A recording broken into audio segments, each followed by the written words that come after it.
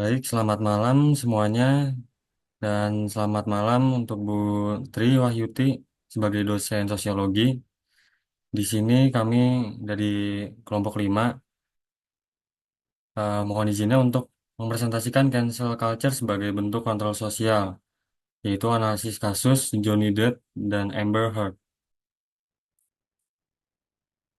Dan ini anggota dari kelompok kami, yang pertama ada Sevana Lazuardi, kemudian ada Cantika Salsabila, kemudian ada saya, Ferry Saptadrianto. Kemudian yang keempat ada Kristina Uli Paniuran. Selanjutnya ada Raffi Rasya Awanta, ada Ririn Dwi Nuryanti, ada Jona Bintang Susanto, dan juga Vina Triartika Firly. Dan selanjutnya untuk latar belakang akan dibacakan oleh Cantika. Terima kasih pada Virus. Untuk latar belakang kasus yang kami pilih ini adalah kasus Johnny Depp dan Amber Heard, mencerminkan pengaruh besar media sosial dalam pengendalian sosial di era digital. Meskipun proses hukum terkait tuduhan kekerasan dalam rumah tangga berlangsung, reaksi cepat masyarakat melalui media sosial memainkan peran utama dalam membentuk opini publik dan mempengaruhi kehidupan pribadi serta karir keduanya. Fenomena seperti cancel culture ini, sanksi sosial dan juga konformitas memperlihatkan bagaimana masyarakat cepat untuk menghakimi berdasarkan opini mayoritas di media sosial yang seringkali melebihi keputusan hukum. Kasus ini juga menunjukkan bahwa pengaruh dunia maya dapat mengatur perilaku bentuk narasi sosial lebih kuat daripada sistem hukum itu sendiri. Next. Selanjutnya ada rumusan masalah. Rumusan masalah dalam penelitian ini berfokus pada fenomena pengendalian sosial yang terjadi melalui media sosial dengan menggunakan kasus Johnny Depp dan Amber Heard sebagai objek studi. Dengan menggunakan berdasarkan latar belakang yang telah dijelaskan, beberapa pertanyaan utama yang akan dibahas dalam penelitian ini adalah sebagai berikut, yaitu bagaimana pengaruh media sosial dalam membentuk opini publik terkait kasus hukum yang melibatkan tokoh publik seperti Johnny Depp dan Amber Heard, dan juga bagaimana fenomena konformitas dan kontrol di media sosial mempengaruhi proses hukum dan kehidupan sosial individu ke dalam kasus Johnny Depp dan Amber Heard. Oke, selanjutnya ada tujuan penelitian. Tujuan yang pertama adalah untuk menganalisis pengaruh media sosial dalam membentuk opini publik terkait kasus hukum yang melibatkan tokoh publik. Dan tujuan yang kedua adalah untuk mengkaji peran konformitas dan kontrol sosial di media sosial dalam mempengaruhi proses hukum dan kehidupan sosial individu. Next. Kemudian kajian teori yang kami gunakan untuk membahas kasus ini ada teori interaksionisme simbolik yang dikembangkan oleh George H. Mead and Herbert Blumer, menekankan pentingnya makna subjek yang terbentuk melalui interaksi sosial. Dalam kasus ini, makna simbol seperti korban dan pelaku tidak bersifat tetap, melainkan dibentuk dan diubah melalui media, opini publik, serta proses pengadilan. Media sosial menjadi ruang di mana masyarakat memberi makna atas simbol-simbol tersebut melalui interpretasi kolektif. Kemudian, ada teori konstruksi sosial atas realitas yang dikembangkan oleh Peter L. Berger dan Thomas Lackman, menjelaskan bahwa realitas sosial terbentuk melalui proses eksternalisasi, objektivitas, dan internalisasi. Narasi publik mengenai siapa yang menjadi korban atau pelaku kekerasan dalam rumah tangga dalam kasus ini merupakan hasil dari konstruksi sosial yang disebarluaskan melalui media massa dan media sosial, dan kemudian diterima sebagai kebenaran sosial oleh masyarakat. Kemudian yang terakhir ada teori konflik dari Karl Marx, Ralph Dahrendorf, dan Pierre Bourdieu. Melihat kasus ini sebagai bagian dari pertarungan kekuasaan dan dominasi simbolik di ruang publik. Persaingan narasi antara Johnny Depp dan Amber Heard tidak hanya berkaitan dengan hukum, tetapi juga dengan kapital budaya dan gender yang melekat dalam struktur sosial masyarakat. Ada pula konsep yang kami gunakan. Yang pertama, konsep kontrol sosial dan sanksi sosial dari Peter L. Berger dan Sukanto. Digunakan untuk memahami bagaimana masyarakat menertibkan perilaku individu yang dianggap menyimpang melalui tekanan sosial. Media sosial bertindak sebagai alat kontrol sosial informal di mana netizen memberikan sanksi digital seperti cancel culture, cibiran, hingga pembatalan dukungan terhadap tokoh yang dianggap bersalah. Kemudian yang kedua ada konsep fakta sosial yang diperkenalkan oleh Emily Durkheim yang memperkuat analisis tentang bagaimana label sosial yang dilekatkan kepada seseorang seperti abuser atau victim dapat mempengaruhi perilaku individu dan reaksi sosial masyarakat. Fakta sosial ini memiliki daya paksa terhadap individu dan menjadi dasar terbentuknya norma serta sanksi sosial. Selanjutnya adalah analisis kasus. Kasus hukum ini yang mengaitkan Johnny Depp dan Amber Heard menarik perhatian publik secara global. Latar belakangnya, Amber Heard menulis opini soal KDRT tanpa sebut nama, tapi publik langsung mengaitkan dengan Johnny Depp. Dampak awal, Johnny Depp mengalami kehilangan proyek-proyek besar seperti film-filmnya yang gagal dibintangi karena dampak dari cancel culture. Gugatannya, Depp menggugat Heard atas pencemaran nama baik. Putusan pengadilan yang dihasilkan, Heard dinyatakan mencemarkan nama baik, narasi publik berbalik, dan Heard turut mengalami cancel culture. Mekanismenya dalam kasus ini, cancel culture itu berperan besar di media sosial. Platform utama opini publik yakni Twitter, Instagram, dan YouTube. Terus juga ada tagar viral Justice for Johnny Depp, Amber Heard is an abuser, dan juga ada Justice for Amber di awal-awal saat Johnny Depp-nya di cancel. Terus yang kedua ada trial by public opinion, kayak vonis sosial terjadi sebelum pengadilan formal, dan dampak nyatanya adalah reputasi dan karir Johnny Depp dan Amber Heard terganggu, kerugian finansial dan sosial pada kedua belah pihak. Analisis teoritis dari perspektif sosiologi, ada yang pertama teori labeling dari Howard Becker. Johnny Depp dilabeli pelaku sebelum bukti dibuktikan, contoh nyata dampak pelabelan sosial. Yang kedua ada teori interaksionisme simbolik. Identitas keduanya dibentuk ulang melalui interaksi digital, meme, simbol, atau narasi. Yang ketiga ada teori kekuasaan dan diskursus oleh Michael Foucault. Netizen memiliki kekuasaan membentuk wacana moral melalui media sosial. Dan teori yang keempat, teori moral panic by Stanley Cohen, reaksi berlebihan masyarakat dan media membentuk folk devil dalam isu KDRT.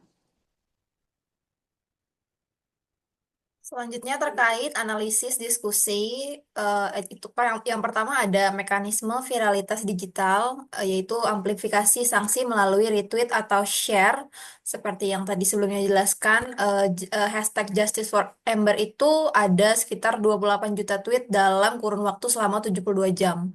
Dan juga kedua untuk pembentukan echo chamber oleh algoritma. Dan juga untuk yang kedua, ada juga dinamika kekuasaan seperti pembalikan label dari korban menjadi pelaku yang dikaitkan dengan teori labeling Becker, dan juga ada sanksi ekonomi sebagai pengendali utama, yaitu kerugian Johnny Depp itu sekitar 50 juta dolar. Untuk yang diskusi terakhir terkait paradoks efektivitas, untuk efek instannya kehilangan peran dalam 48 jam, dan juga untuk pemulihan reputasinya butuh 6 tahun meski sudah dibuktikan tidak bersalah. Untuk implikasi dari kasus ini, yaitu dari teori ke praktek itu kita bagi lagi menjadi 3 implikasi, yaitu ada teoretis, praktis, dan juga implikasi lanjutan. Untuk implikasi teoretis ini, yang pertama ini setelah kita analisis perlunya adaptasi teori kontrol sosial klasik dengan faktor digital, dan juga yang kedua kritik terhadap konsep anomie Durkheim di era kecepatan informasi ini. Dan selanjutnya untuk implikasi praktis ini kita juga breakdown lagi menjadi 3, yaitu untuk di media sosial, di pendidikan, dan juga untuk industri hiburan. Untuk di media sosial ini kita menerapkan yaitu sistem verifikasi fakta terstruktur dan juga cooling period untuk konten sensitif. Untuk di area pendidikan, yaitu pentingnya literasi digital tentang bias konfirmasi dan juga konsep due process digital. Untuk di industri hiburan, yaitu protokol investigasi internal sebelum sanksi, dan juga asuransi reputasi untuk public figure. Dan yang terakhir terkait arah penelitian lanjutan, yaitu untuk studi cultural cancel culture, dan juga peran AI dalam moderasi kontrol sosial. Untuk kesimpulannya, cancel culture merupakan bentuk kontrol sosial modern yang muncul akibat ketidakpuasan publik terhadap perilaku seseorang. Kasus Johnny Depp dan Amber Heard menunjukkan bahwa budaya ini bisa terjadi bahkan sebelum ada keputusan hukum. Media sosial memperkuat penyebaran opini mayoritas dan tekanan sosial, sehingga menciptakan ruang publik yang tidak selalu adil. Meskipun efektif sebagai sanksi sosial jangka pendek, cancel culture juga berisiko menekan kebebasan berekspresi dan memicu ketidakadilan dalam jangka panjang. Oke, Untuk kemudian yang saran terakhir, menghindari cancel culture, yang pertama ada tingkatkan literasi digital dan berpikir kritis sebelum ikut cancel. Yang kedua, edukasi etika komunikasi di media sosial. Dan yang ketiga, ada platform digital harus menyaring informasi dan menjaga keadilan. oke, baik, terima kasih. Itu saja dari kami. Kurang lebihnya mohon maaf dan ya seperti itu analisis dari kami tentang kasus Johnny Depp dan juga Amber Heard. Semoga dapat memberi pelajaran lebih untuk kita selanjutnya untuk bisa diaplikasikan ke kehidupan kita masing-masing. Dan selamat malam.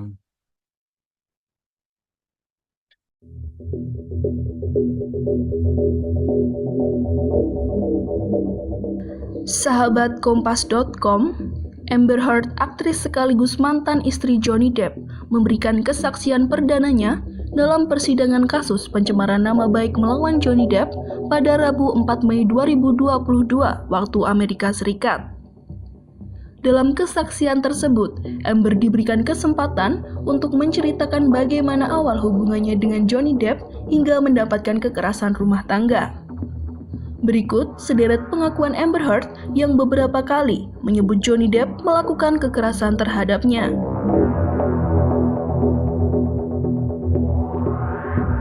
Pada Juli 2013 di Bahama, Amber Heard dan Johnny Depp beserta anak-anaknya melakukan perjalanan dengan kapal pesiar ke pulau pribadinya. Amber mengaku bahwa Depp meminum alkohol. Amber bersaksi bahwa putrinya yang saat itu berusia 14 tahun merasa takut dan gelisah.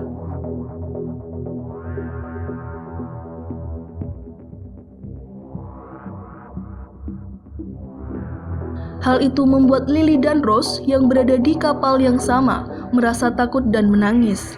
Namun Depp justru menuduh Amber bahwa ia yang meminum alkohol tersebut.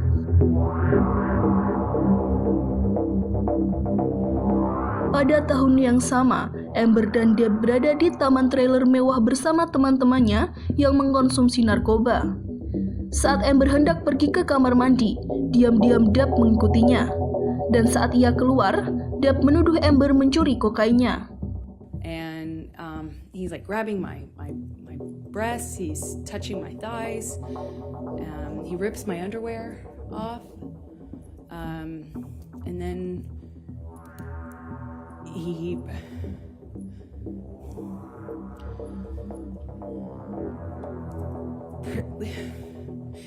proceeds to do a cavity search. He said he was looking for his drugs, his cocaine.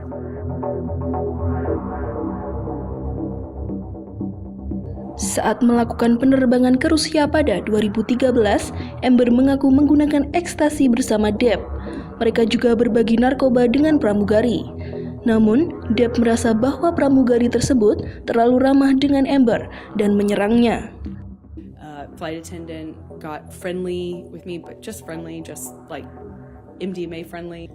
I mean, after all, she's on drugs, and Johnny grabs her hand and tells her not to touch me, and she kind of reacts in a way like she's defending herself and was trying to clarify, and he grabbed her by the wrist and slammed it down on the table and told her he could break her wrist.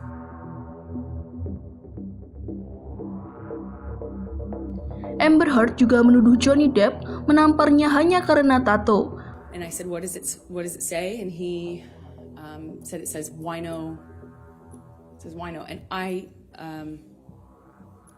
didn't see that. I thought he was joking because it didn't look like it said that at all. And I laughed. It was that simple. I just laughed because I thought he was joking. And slapped me across the face.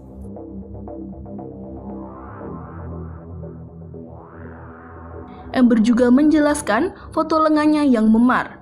Memar tersebut terjadi saat ia bertengkar dengan Johnny Depp pada Maret 2013. Depp diduga mencengkeram lengan Amber dan menahannya di lantai dan kemudian pergi.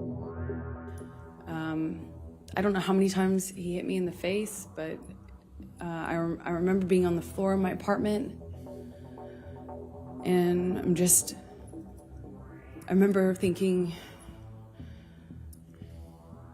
how could this happen to me again?